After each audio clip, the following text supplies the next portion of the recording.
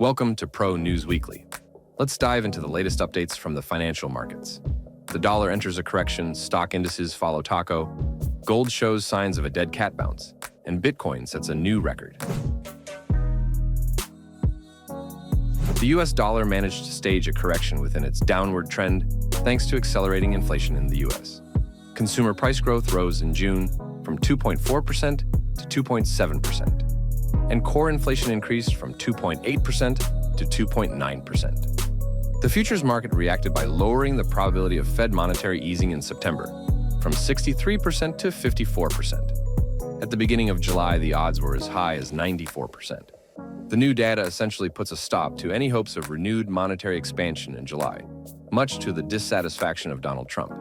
The US president has revisited the idea of firing Jerome-Powell. This caused a roller coaster effect in the USD index. Ultimately, the taco strategy kicked in, which stands for Trump always chickens out. The White House confirmed he doesn't intend to remove the Fed chair, and if Powell does step down, it would only be due to fraud. Despite the dollar's short-term gains, the broader picture remains unchanged. Declining trust in the greenback is pushing European investors to hedge their risks. According to Morgan Stanley, they hold $8 trillion in US stocks, with $3.6 trillion of that unhedged against a falling USD index. The bank expects $400 billion more in hedging over the next 12 months, potentially pushing EURUSD to 1.30. Jerome Powell's near dismissal shook equity markets.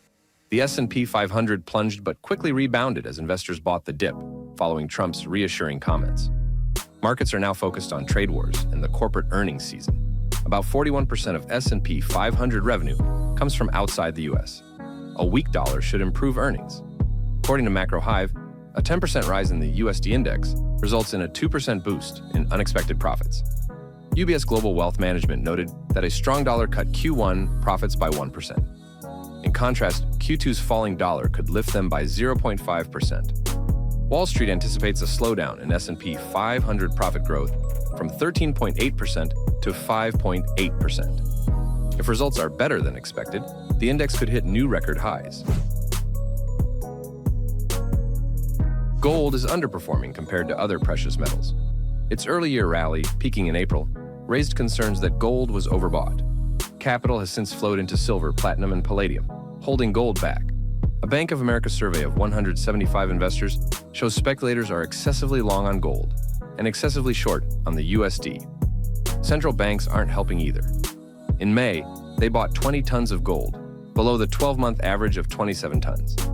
Nevertheless, the World Gold Council believes gold could rise another 10 to 15% if stagflation hits the US and geopolitical or trade risks increase.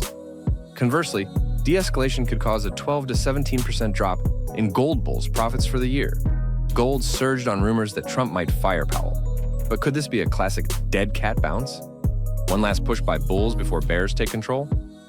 Much will depend on the dollar's trajectory and whether the Fed restarts monetary easing.